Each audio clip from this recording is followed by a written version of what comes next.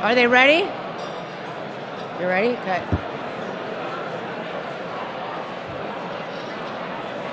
Hello, if I could have your attention, please. Hello.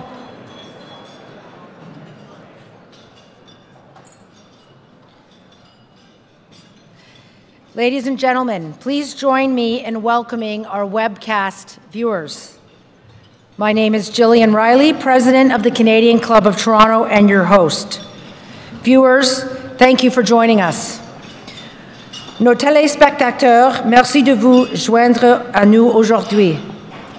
On vous présente une table ronde qui va adresser un sujet important, gouvernance entreprise. As you know, we live in one of the most diverse cities in the world. Our club strives to represent this diversity at all times, not only through the topics that are discussed, but also through the speakers who present them. We offer a forum for business, political, and cultural leaders to share their ideas with us. Today's panel is no exception. I would like to acknowledge the generous support of today's sponsor, Borden Ladner Gervais, represented by Sean Weir. Thank you.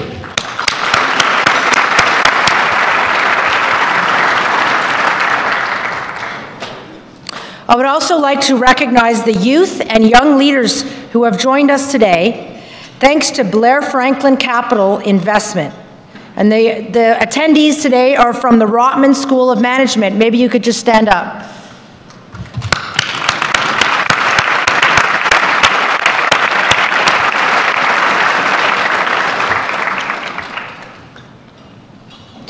Now let me introduce our panel. Corporate governance, whether here locally or around the world, is under increasing scrutiny.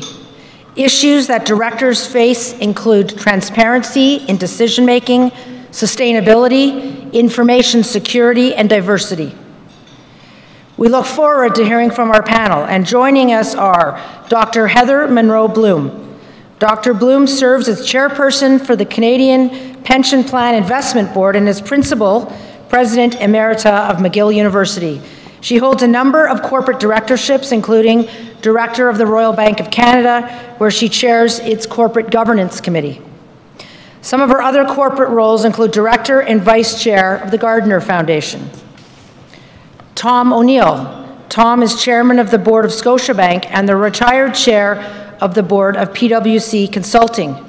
Mr. O'Neill held senior executive positions with PwC Consulting and PricewaterhouseCoopers LLP, and formerly served as chair of the board and chief executive officer of PwC. Tom also holds other directorships. Jochen Tilk. Mr. Tilk has been president and chief executive officer of Potash Corp since 2014. His corporate roles include serving as the director of Campotex Limited, the Fertilizer Institute, and the International Fertilizer Association. Mr. Tilk is also a member of the Business Council of Canada and the C.D. Howe Institute. Moderating today's panel is Rahul Bhardwaj. Mr. Bhardwaj is president and CEO of the Institute of Corporate Directors. The accomplished executive and director was most recently the president and CEO of Toronto Foundation. Rahul, it is my great pleasure to turn the Canadian Club of Toronto's podium over to you and our panelists. Thank you very much, Gillian.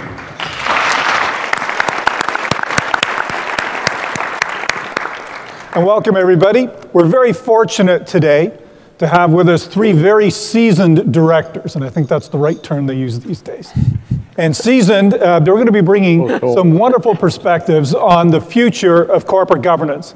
And when I start to think about the future of corporate governance, I'm reminded that this is sort of code for making sure that all the directors in the room, that we don't end up being analog players in a digital world.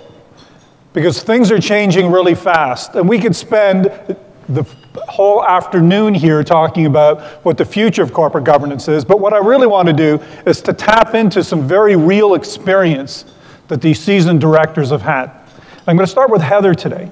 And Heather, I'm going to ask you a little bit about top-of-mind issues, because what we really want to start to get a handle on is what's front of center of your mind, and really what's changed over the past decade or so.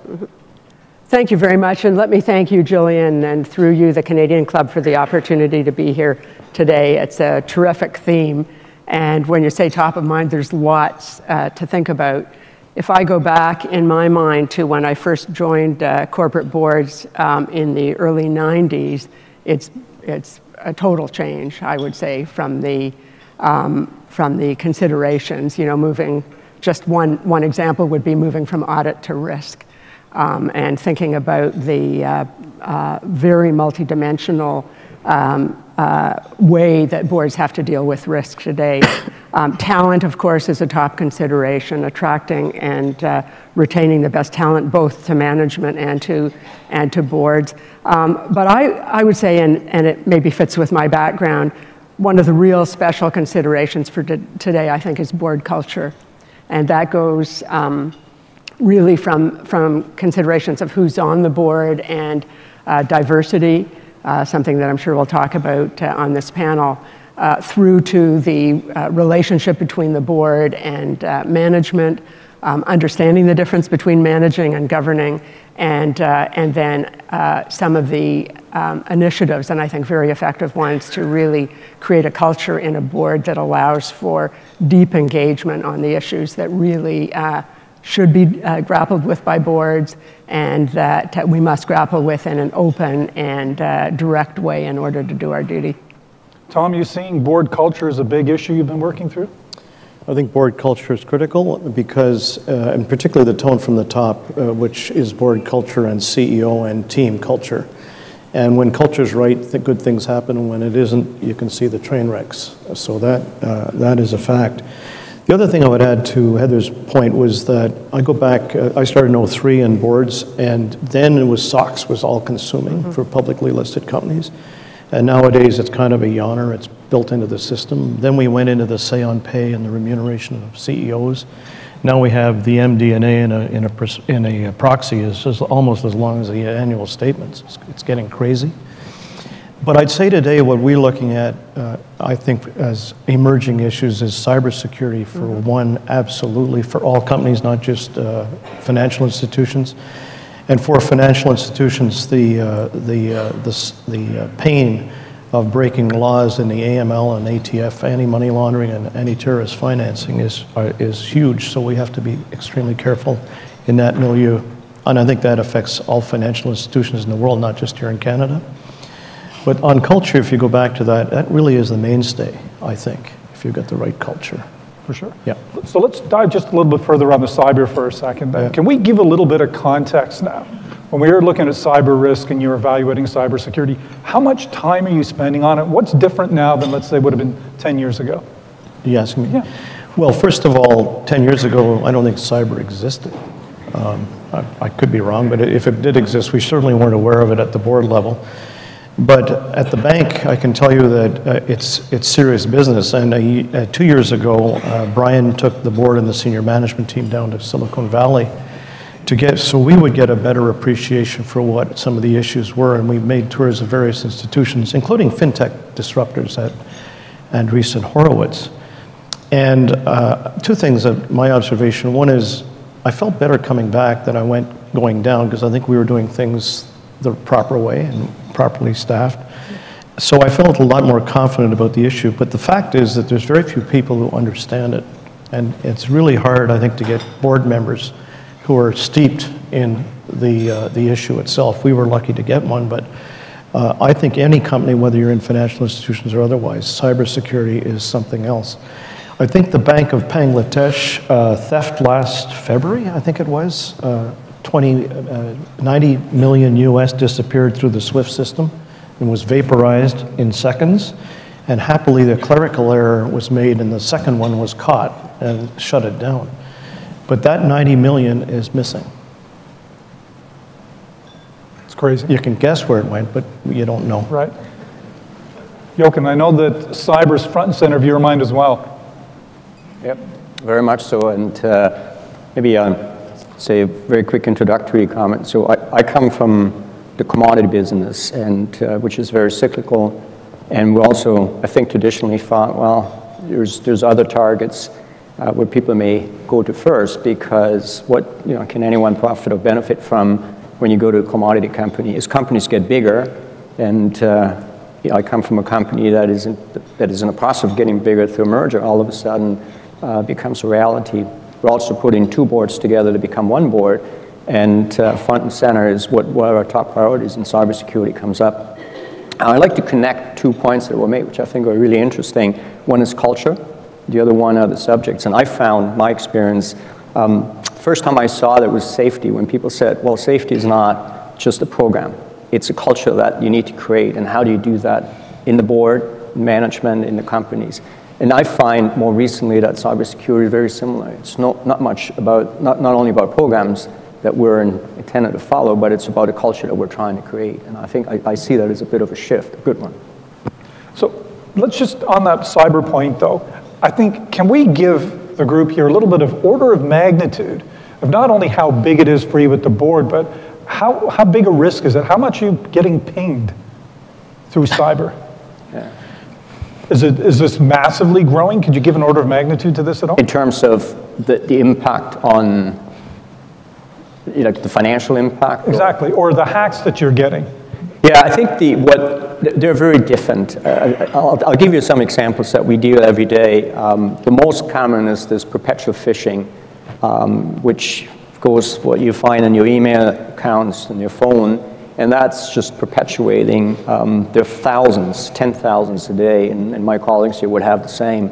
And of course, if any of them go through and people find their way into the systems, then the damage can be very, very significant. But my board, and I certainly as CEO, the biggest concern that I would have is not just the monetary impact, but it's the loss of data.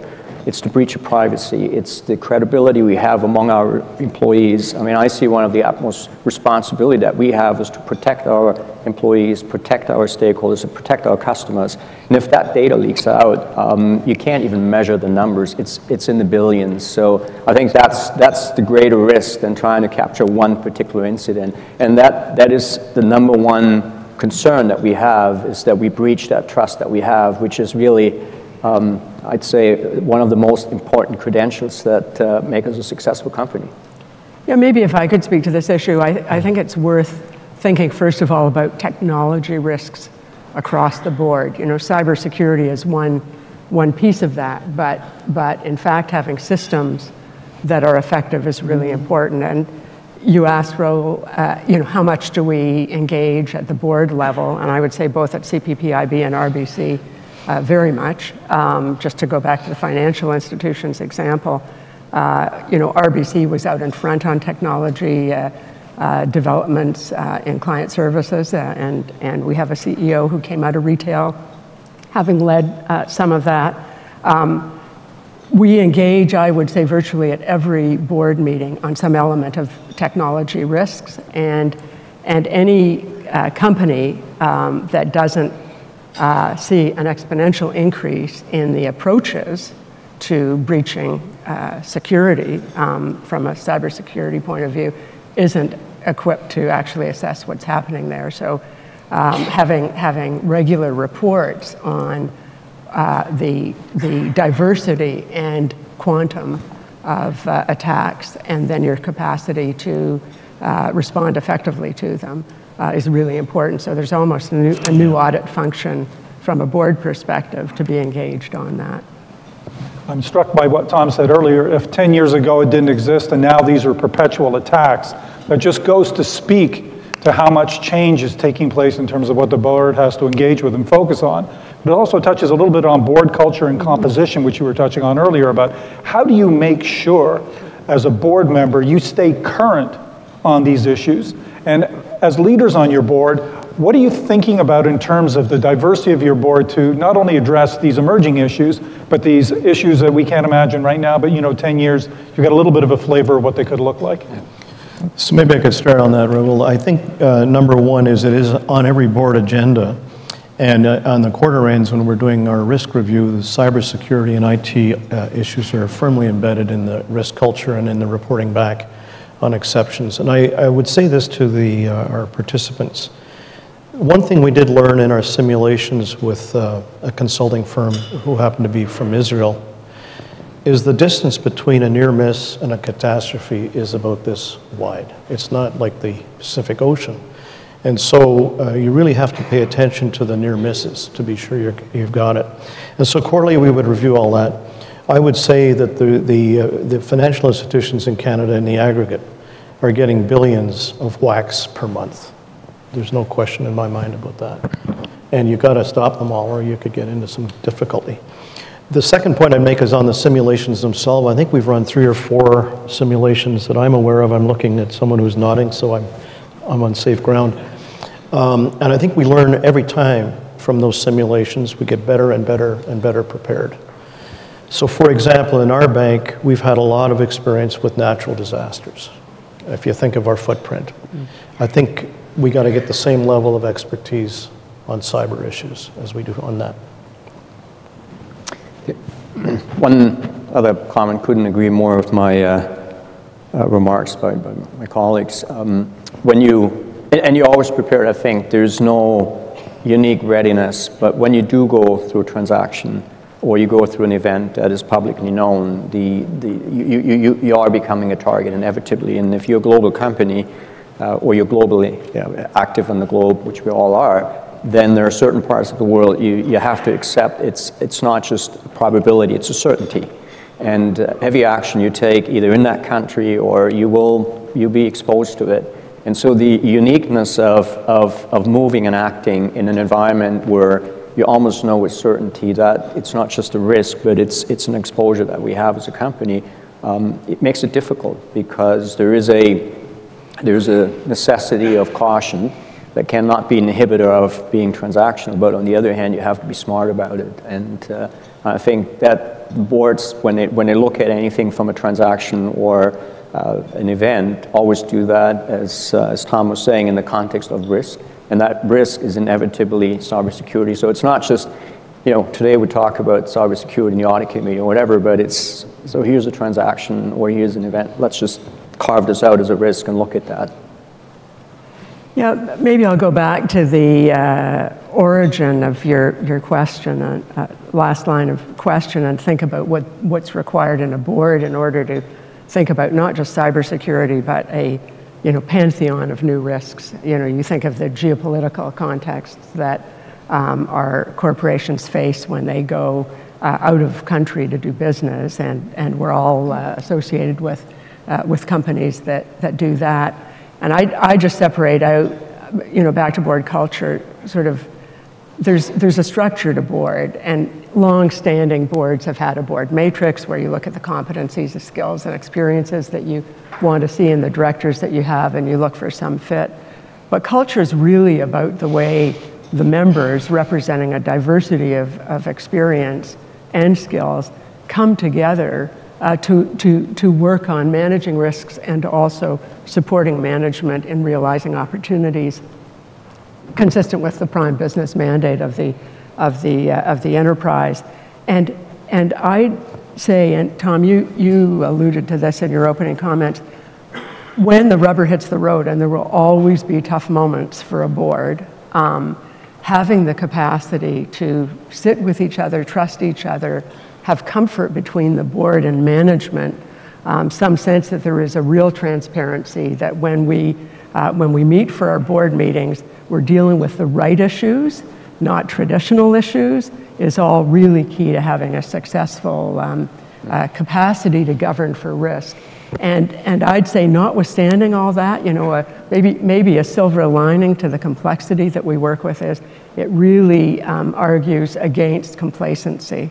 And I don't imagine any of us, and in the audience who are on boards, where there's a sense of sitting back and relaxing, because there is a lot to engage with, both in supporting and giving oversight to management, but also in doing our duty as a board as well.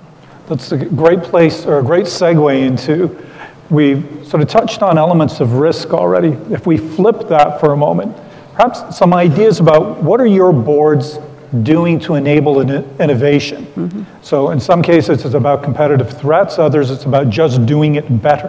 Mm-hmm. But Tom, when you think about innovation at the board level, what do you think the board's could be doing, should be doing? What are you doing in terms of innovation? Well, I can tell you what we are doing, because one of the biggest events in my career at Scotiabank has been the opening of the digital factory, which was, I think, about a year ago here, and also in other countries. We just visited Lehman, saw their contribution to this cause. And this is the digitization of our bank to compete in today's world. And I think a lot of banks were stuck with legacy systems, and they would be built up over time. They're just not good enough. And to be able to talk on mobile or in other forms of electronic communication, we just went all out. And so it's a growth industry. It's amazing who we're hiring and from which institutions they're coming from. Because I don't think 5 years ago you could have got people out of Google or Amazon or the people like that, data analysts, et cetera.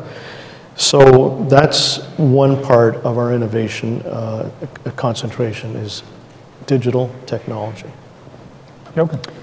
Yeah, core subject. I be honest, we are paranoid about not catching up or being ahead of technology and innovation, whether it's disruptive or an opportunity.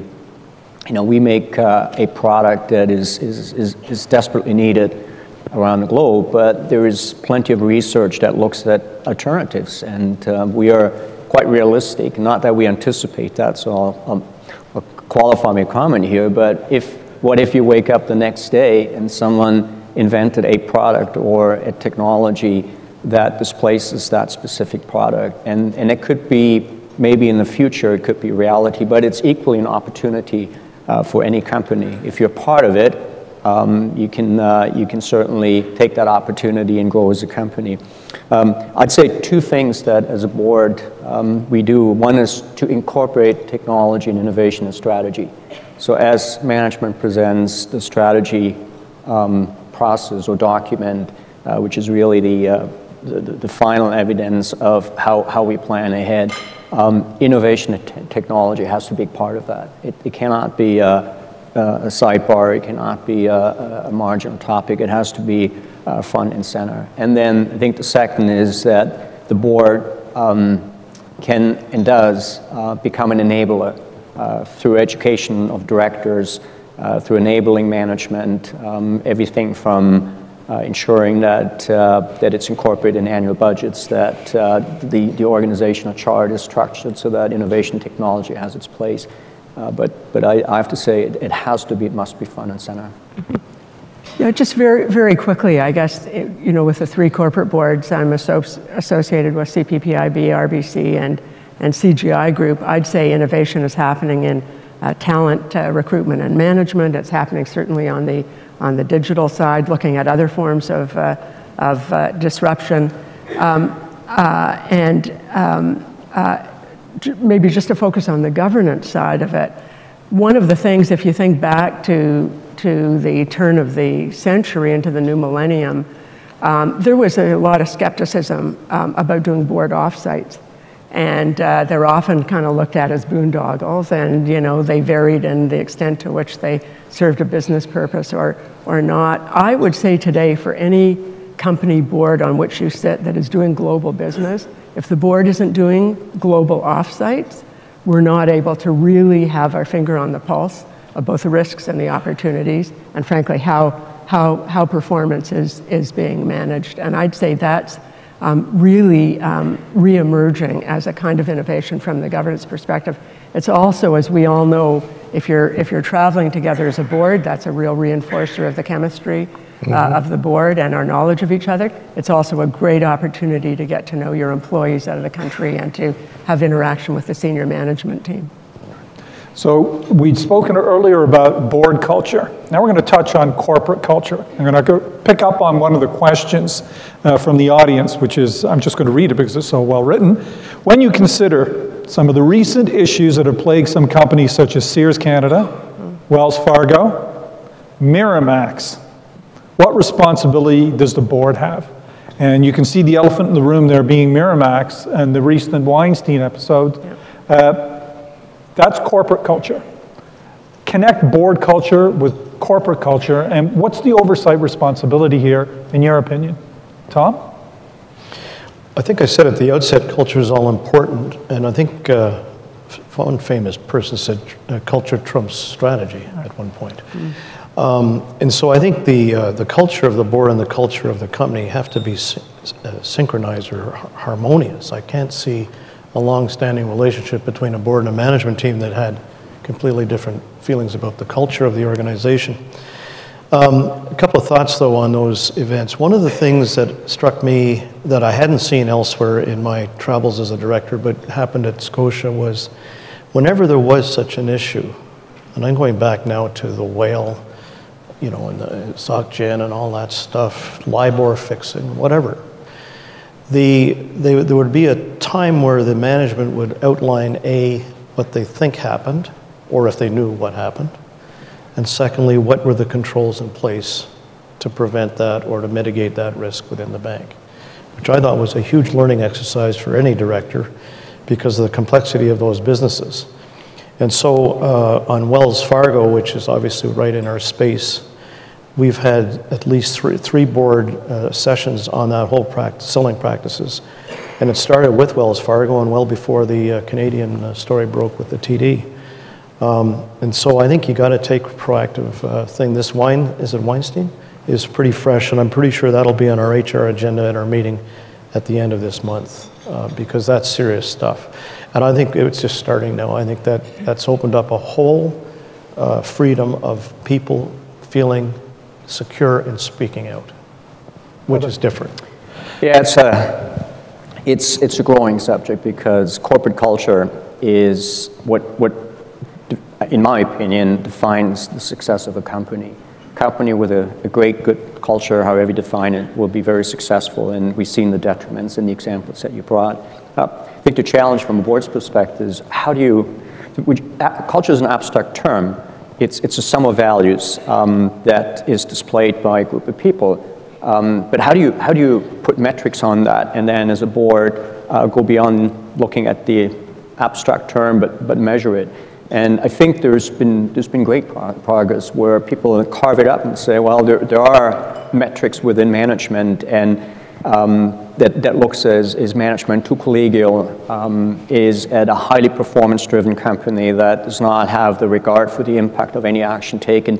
Those are all things that are highlighted that the boards can watch for and measure, and they could be signals. I'm stealing a quote from a paper that was published on board culture, which I liked a lot, is if the board doesn't watch, management starts breathing its own exhaust, which means I think I get the point, and I think I know it's a drastic analogy, but it just says how important it is to observe that and put those metrics in place that the directors can watch for.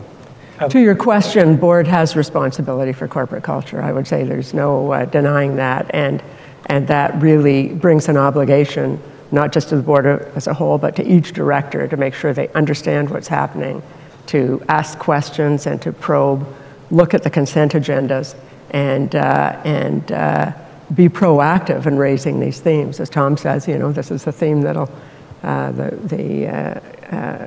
the culture of how employees are treated is core to the integrity of a company, and you don't want, however, these big issues that come up, whether it's Wells Fargo or sexual harassment or whatever it is, to be a new issue at the board. These are themes that ought to be there and well socialized, and it really speaks as well to the role of committees on a board to do some of the deep dives that create knowledgeable directors to deal proactively on some of them. So you're anticipating one of the questions here a little bit, and it just carries on that strain a little bit. Why is it a bigger issue now than it was 10 years ago? I don't think it is. No. I think there's attention to it, which is fantastic, but I don't think it's a bigger issue now. I think the transparency today is totally different, right? Right. And so it's been, it's become, you can't get away with it, whatever it was. I agree with you. It's not new, this behavior. Good. Okay.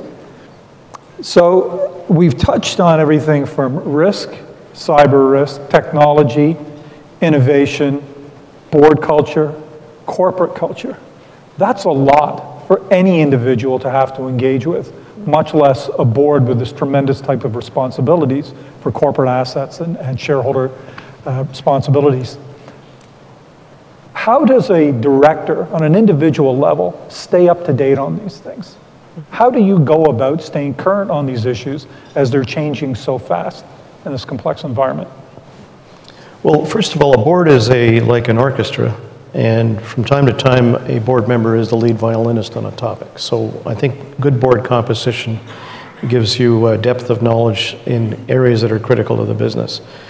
So what I'm also arguing is you don't have to have deep expertise in every topic to be a competent director.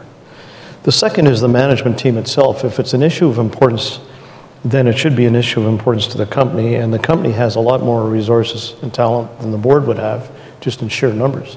And so a lot of it is training of the board by people either in the business who are experts in it, and or getting outsiders to come and confirm what their understanding is from the outside looking in.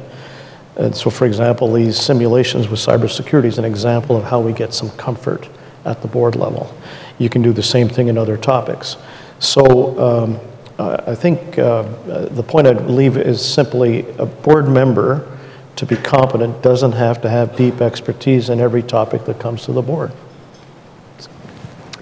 Yeah, I mean, first, I have a tremendous admiration for the devotion of directors, just given the magnitude of material and the spectrum. You know, I'm a CEO, I'm a director, and I'm transitioning into an executive chair role. And I mean, the magnitude of information that's out there that management puts forward is just unbelievable. I mean, board books often have 1,000+ pages, and in management, we spend a lot of time thinking how do we present and how we're selective. But I think overall, it is really important that there's going back to culture again, culture in the company where that information is shared. It's selectively shared in a way that the director can be educated. Side tours are really important.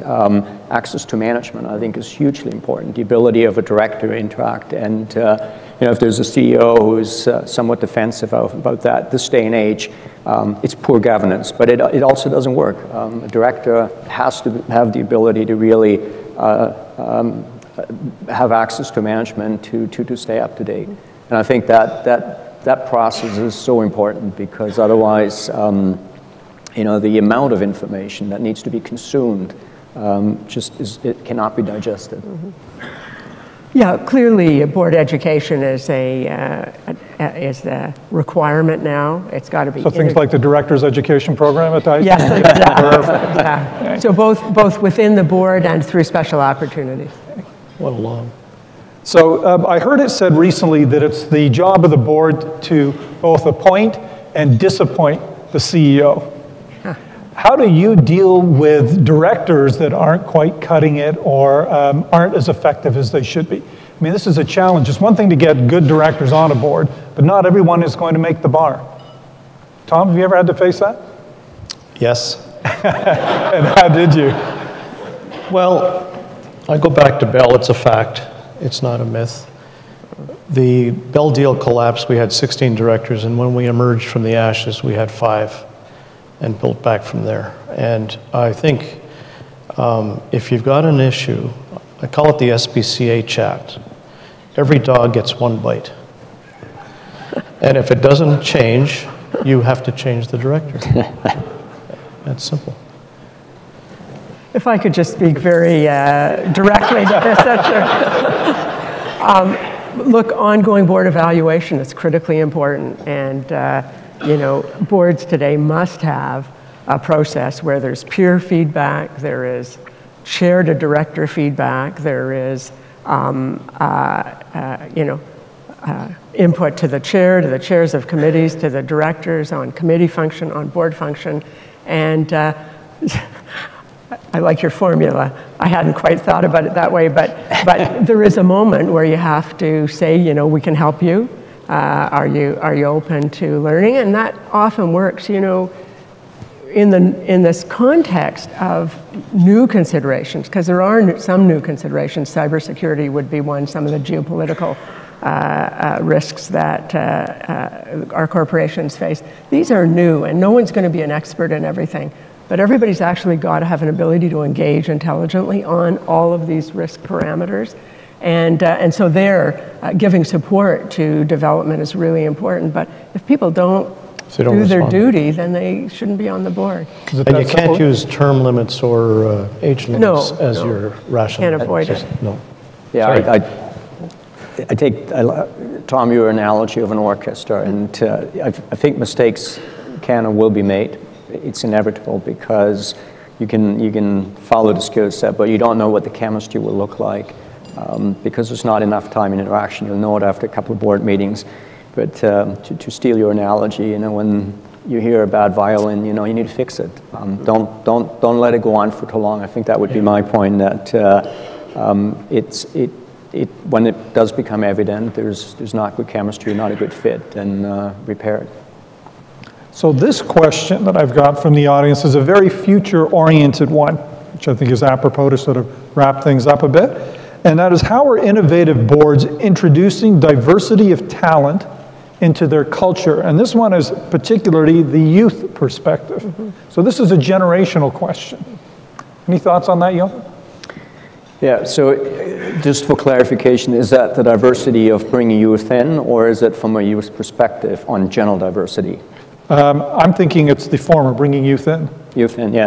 I think really, absolutely important. I think when we look at diversity and the board looks at diversity, we have to be careful not to just look at gender diversity, minority inclusion, but broaden it. I think what does that involve? How does a company become diverse? And I think that we've all found out that as we look at targets that we have, whether that is on gender diversity or minority inclusion, you can't start today and get to your goal within a couple of years. It has to start at the grassroots. It has to be with education. It has to be with hiring. It has to be with progression in the company. It has to have a fair process evaluation, and that's where youth comes in. We look at that, at least I look at it, and I know my board looks at it the same way, is that when we start at that part, everything from scholarship, bringing young people in, ensuring that they're part of our diversity. We have a growing leaders program, like most companies have programs that elevate, that bring young people in to participate in more senior management meetings and allow them to grow and become a very diverse part of our culture and our company. Heather. I'd like to, I will address the youth part, but I'd like to first say something about gender diversity. This is brand new. So it may be that there's a comfort that people are talking a lot about it, but I would say, as I look at the world, the 30% Club is new. I'm very proud that CPPIB was a leader in advocating for it and that RBC came in early on it. But the notion that we would have 30% females on our boards and 30% represented in a C-suite, we got a long way to go to get that, not on actually either of the boards, 50% women at CPPIB and over 30% on the RBC board. But if you look at public institutions where there was an emphasis on gender back in the 90s, women got appointed as presidents of organizations, and if I think of the university system, as deans, VPs, and presidents. And a decade later, there are fewer today than there were now 2 decades later, but every decade actually declined because doing it once is not enough. This is culture.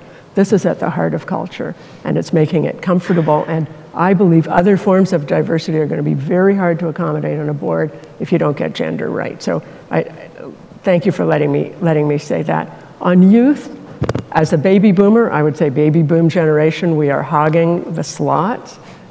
We have so much to learn. If you think about these issues of technology and disruption and security and privacy, if we don't have next generations coming onto our boards, and there are various ways of doing that, but also our companies really making room for people to move up, we will be missing out on both a business advantage and also understanding risks as they exist today.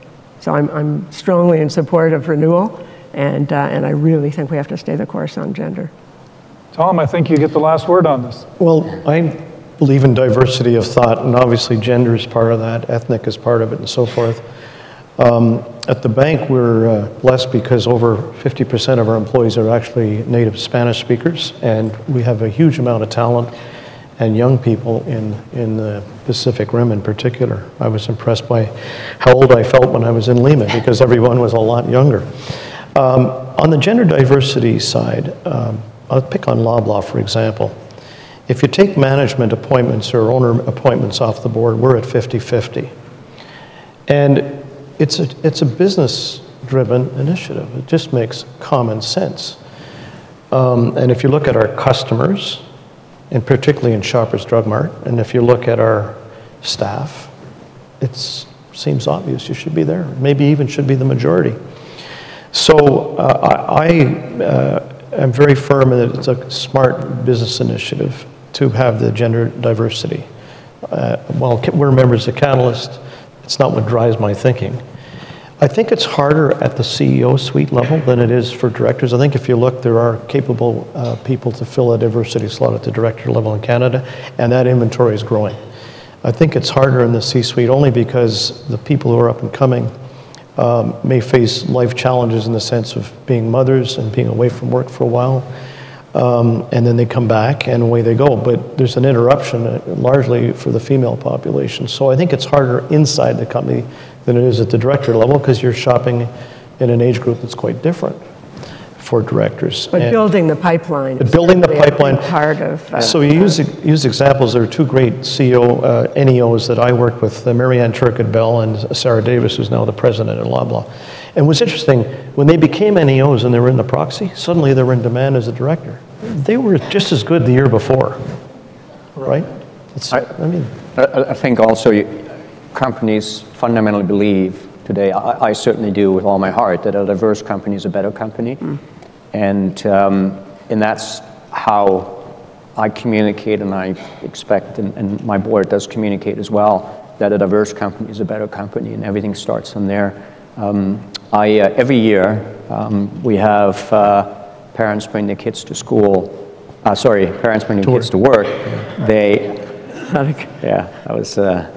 And it's ninth graders that come, and we actually collect them because we've got a large base, so we have 70, 80 kids.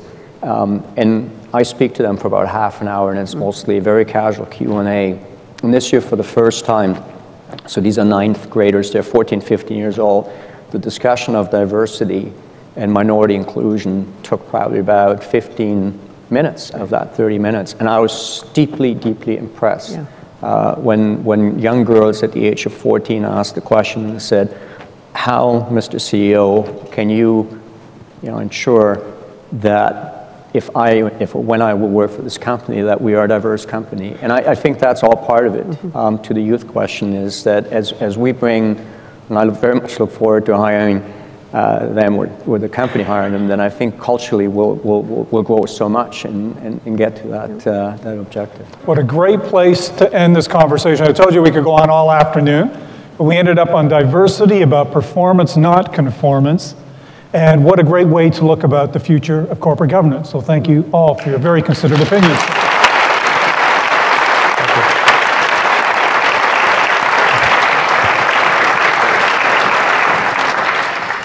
Distinguished panelists, on behalf of everyone here today in the Canadian Club of Toronto, thank you so much for talking about the future of corporate governance. A very central theme that I certainly took away was the importance of culture, both at the board level and at the corporation level, and the role the board plays in helping to steward and manage that culture is far more important now than it has been, or far greater transparency and understanding how to drive it in different ways in a dynamic and ever-changing world. Your insights, your wisdom, and your experience certainly were brought to bear this afternoon, and we really, really appreciate that you took your time out to discuss with us today. We wish all of you continued success in everything that you do, and once again, thank you so much.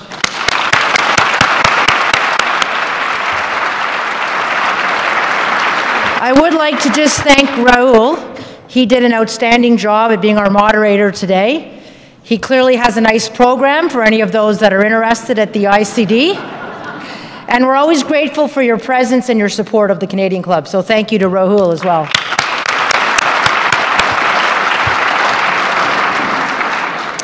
Before we conclude, I just highlight a few other events that are upcoming. On Thursday, November 9th, we have Harley Finkelstein, the Chief Operating Officer of Shopify. He'll talk to us about the future of retail. And on Friday, November 17th, we will welcome the Honorable Reza Moridi, Ontario's Minister of Research, Innovation and Science, for a luncheon. To order tickets or to learn more about the club, please visit our website at canadianclub.org. I would like to extend another thank you to BLG for their support of today's event.